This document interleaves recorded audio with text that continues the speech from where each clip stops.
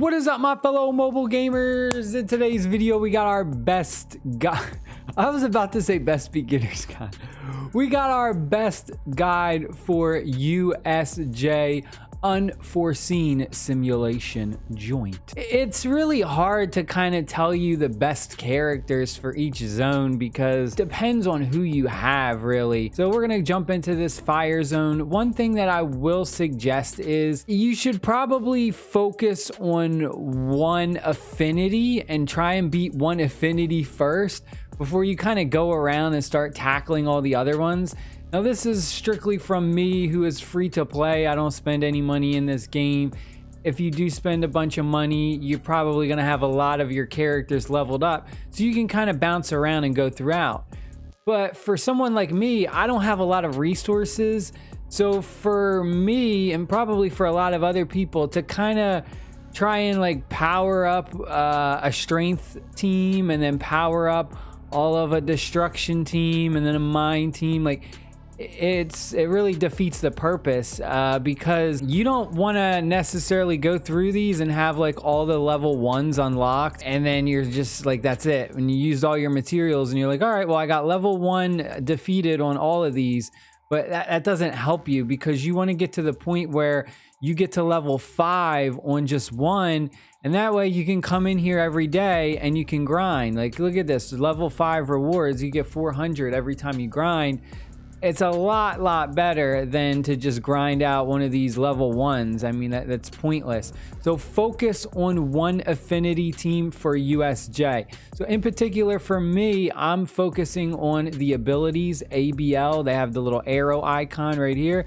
And that's strictly because if we take a look at my characters, those are my 2 URs, my 2 only ultra rares.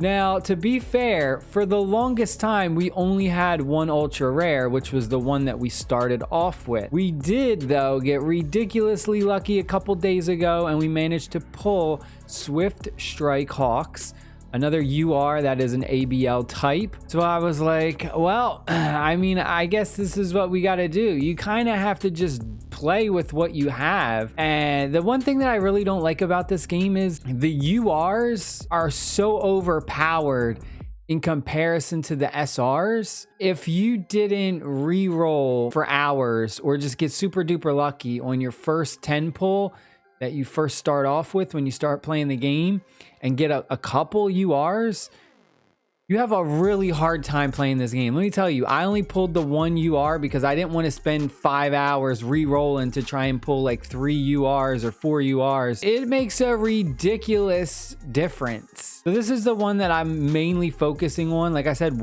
focus on one at a time. And you'll notice that we just cleared level 3. If you watched my other video where I talked about specifically this matchup, I just couldn't complete level 3. Now, when I pulled that ultra rare, I leveled him up a bit.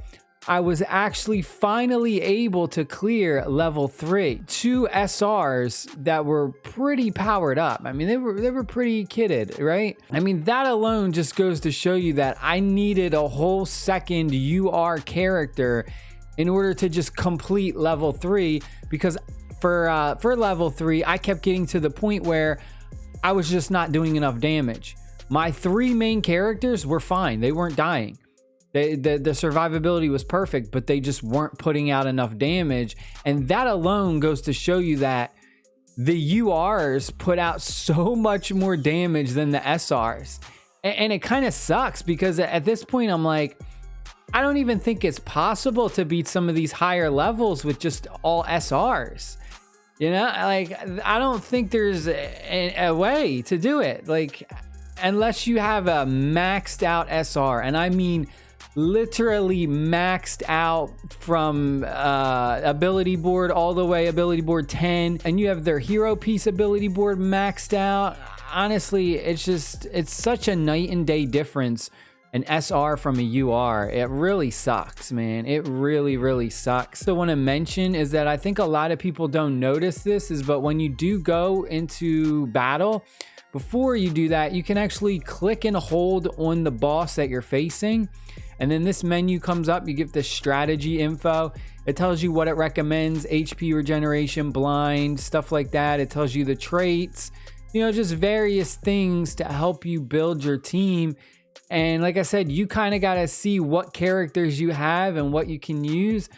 But it's just the URs are too strong. It's so hard to beat these levels.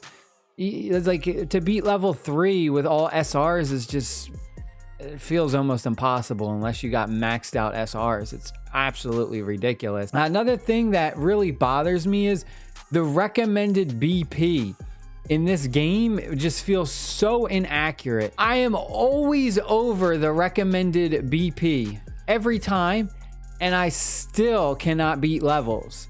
Whether it's for USJ, whether it's for the event that's going on, the Protected Desserts event, no matter what it is, I can't tell you how many times I'm well above the recommended battle power, and I still fail.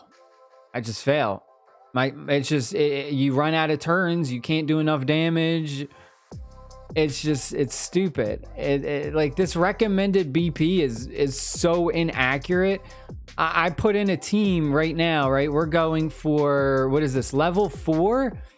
Level 4 recommended BP is 150,000, and I'm taking in the best characters that I have. Let me go and show you my lineup real quick. Let's go to set team. And this is literally USJ ABL. This is my best characters for ABL. This is what I got. And my total BP is 208, over 208,000, and I still cannot beat level 4. We just run out of turns. We just can't do enough damage. Like that alone bothers me about this game. And it's just, I don't know how else to put it. Like I got everything maxed out as much as I can.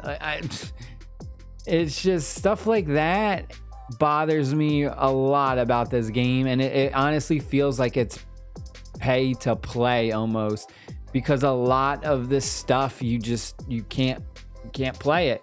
You just kind of come in here, and I just have to farm. I just hit max farm every time. Every day I get my 3 tries, I just max farm because I'm just not strong enough. Like even though I'm well above the recommended BP, it's ridiculous. And like I said, if you don't spend money in this game, it feels like you're so stuck. And that's kind of how I feel. We've been playing this game for what, 2 weeks now, a little bit over 2 weeks, and I feel stuck.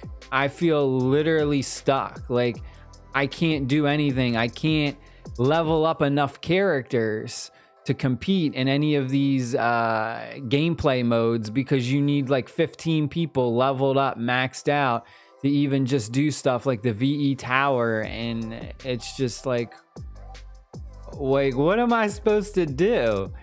But I don't know. That's just my take on this game. I'm falling behind. I really, like, my feelings toward this game are going downhill pretty fast.